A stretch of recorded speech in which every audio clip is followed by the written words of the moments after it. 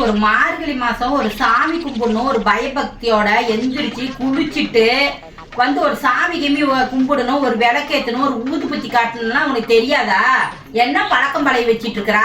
இவ்வளோ ஒரு சாமி கூட இவளுக்குலாம் கும்பிட தெரியாத, சொல்லி சொல்லி கொடுக்கணுமா? இந்தா ஒரு பயபக்தியோட ஒரு சாமி பாட்டு பாடு. பாட்டா? நாயகியே கனகவல்லி காளி மகமாய் கருமாரி அம்மா பொற்கோயில் கொண்ட சிவகாமி அம்மா